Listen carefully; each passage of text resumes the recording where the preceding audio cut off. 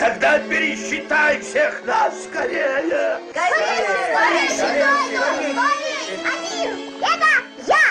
Два. Это я. Три. Это я. Учурда Кыргызстанда эл каттоо жараяны жегердүү жүрүп жатат. Каттоочулар өлкө боюнча ар бир түтүндү түрө кыдырып, ар бир жаран тууралуу маалыматты чогултушууда.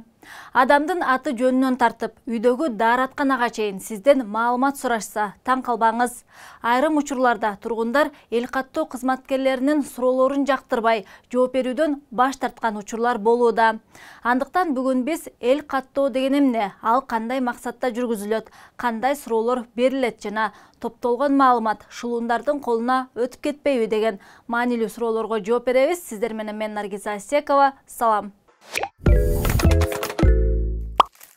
Эл каттоо тагыраагы эл журттун эсебин алып каттоого алуу байыркы заманда эле бар болчу. Мисалга илгери Египет, Кытай, Жапония сымал байыркы мамлекеттер канча аскерий күчү бар экенин жана журтка салына турчу салыктын көлөмүн аныкташ үчүн калктын санын эсептеп турушчу. Азыркы заманда бул жараян ар бир 10 жыл сайын жүргүзүлөт. Бириккен Улуттар уюму эл каттоону жүргүзүүдө бир гана демографиялык эмес, тагыраагы адамдын жынысын, жаш курагын, үй бүлө курамын билип гана тим болбостон, жарандардын билими, экономикалык абалы, ички жана сырткы миграция боюнча суроолорду узатууну дагы сунуштап келет. Ушу сага жамандык каалап турат дейсиңби? Мындан улам эл каттоонун жардамы менен мамлекет республикадагы социалдык, экономикалык жана демографиялык абал боюнча зарыл болгон маалыматтарды топтой алат. Эске салсак, эгемендүү Кыргызстанда алгачкы жолу эл каттоо 1999 жылы жүргүзүлгөн. Анда калктын жалпы саны 4 миллион 800 миң кишини түзгөн. Акыркы жолу 2009 жылы өтүп, жыйынтыгы боюнча элдин саны 5 миллион 300 миңге чейин жеткен.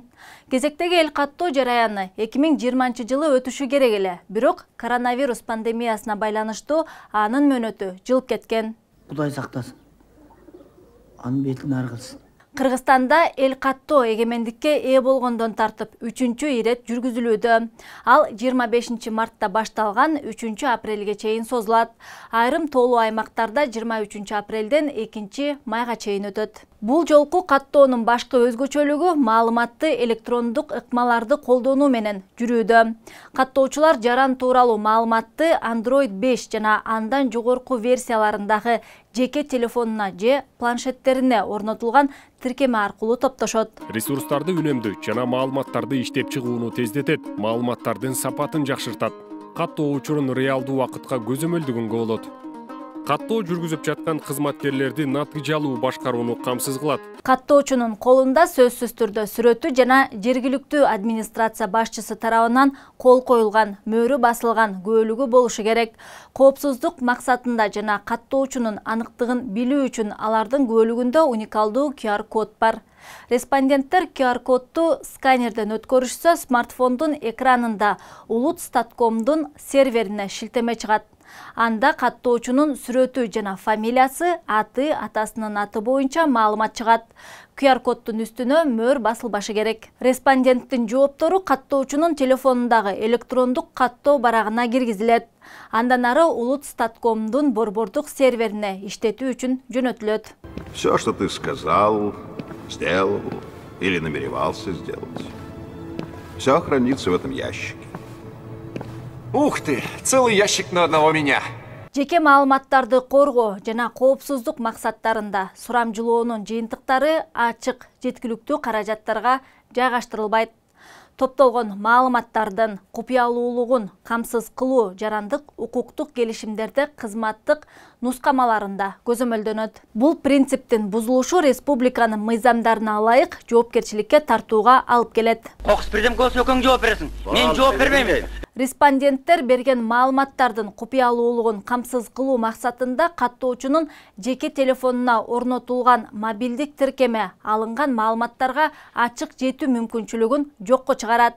Тагыраагы ар бир каттоочуга онлайн жана офлайн режиминде иштеген мобилдик тиркемеге кирүү үчүн жеке логин жана пароль берилет. Министрлер кабинетинин токтомуна ылайык Кыргызстанда туруктуу жана убактылуу жашаган бардык адамдар, бардык турак жайлар каттоодон өтүшү керек. Дымагын Мыйзамга ылайык Кыргыз Республикасынын бардык жарандарынан сырткары чет өлкөлүк жарандар жана жарандыгы жок адамдар дагы катталууга тийиш. Эл каттоо маалында Кыргызстан боюнча бир дагы аймак көз жазымда калтырылбайт. Тагыраагы документи жок отурган жаңы конуштар, көчөсүнүн аты, үйүнүн номуру жок бардык жарандар каттоого алынышы абзел. Мына илгери эл чоңдордун көзүн карачы, туура бапа? Туура. Ал эми азыр чоңдор элдердин көзүн карап атышпайбы? Калктын айрым категориялары, аскер кызматчылары, түзөтүү мекемелеринде жазасын өтөп жаткан адамдар, ошондой эле чет мамлекеттеги дипломатиялык жана консулдук өкүлчүлүктөрдүн кызматкерлери биздин өкмөт тарабынан белгиленген тийиштүү органдар аркылуу каттоодон өтүшөт. Эгер жаран эл каттоого катышуудан баш тартса, анда ал мыйзамдарга ылайык жоопкерчиликке тартылат. Анткени эл каттоо маанилүү жана милдеттүү мамлекеттик иш-чара. Андыктан баш тартууга болбойт. Мисалга, Улуу Британияда эл каттоодон баш тарткандарга соттун чечими менен дээрлик 100 000 сомдон ашык айып пул салынат. Сага айтып атам. Белгилей кетсек, эл каттоо калктын социалдык жана экономикалык абалы жөнүндө маалыматтарды алуунун маанилүү булагы болуп саналат. Мында калктын билим деңгээли, нике, үй бүлөлүк түзүмү жана жашоо шарты жөнүндө маалымат бир гана жалпы эл каттоонун натыйжасында алынат. Мисалга, сиздин киреше булагыңызды сурап жатышат дейли. Бул аркылуу өкмөт канча жаран мамлекеттик кызматта, канчасы жекеменчик уюмдарда, канчасы үйдө жумушсуз отурарын аныктай алышат. Жаңы көрсөткүчтөрдүн жардамы менен мамлекет жумушсуздук көйгөйүн кантип чечүү жолдорун ойлонуштурат. Чара көрбөсөк болбойт да. Же үйүңүздө канча компьютер же уюлдук телефон бар экенин сурап жатышса, анда бийлик кыргыз жарандары онлайн аркылуу окууга же иштөөгө мүмкүнчүлүгү барбы аныктай алышат. Эске салсак, жакында эле коронавирустун айынан онлайн окуп иштөөгө өткөндө мындай маалыматтын жоктугу көйгөй жараткан. Бүтүндөй бир үй бүлө бир телефонду тиктеп отурса, мамлекет көйгөйдүн масштабын кантип анықтайт? Дал ушундай сурамжылоо аркылуу. Каттоо анкетасындагы негизги суроолор жынысы, туулган күнү, үй бүлөлүк абалы, улуту, өлкө жана туулган жери, жарандыгы, тилдерди билүүсү, респонденттин миграцияга тиешеси барбы, билими барбы, билим берүүчү жайда окуйбу же бала бакчага барабы, иши жана жашоо булактары жөнүндө суроолор узатылат. Ошондой эле компьютерди, интернетти жана уюлдук байланышты колдоно билүүсү тууралуу маалыматтар эсепке алынат. Мына урматтык мектепти бүтүп атабы? Ким болом дейт? Кайсыл окууга тапшырам дейт? Мындан сырткары, ден соолугу боюнча мүмкүнчүлүгү чектелген калктын санын аныктоо үчүн, ошондой эле маалымат технологияларын билүүлөрү тууралуу дагы кошумча суроолор киргизилген. Эл каттоо маалында зарыл маалыматтарды тастыктоочу документтер талап кылынбайт. Жооптор респонденттин ооз-эки айткан сөздөрүнөн алынат.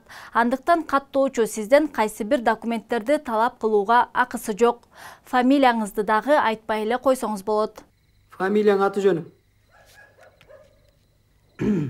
Койбогоров Социалбек Акатович.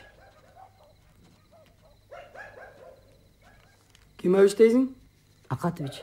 Эл каттоо жараянын жапырт жүргүзүүгө болжол менен 28 000ге жакын кызматкер тартылат. Ичинен 25 000ге жакыны каттоочулар. Алар мурда эл каттоого же кайсы бир статистикалык тандалма изилдөө жүргүзүүгө катышкан.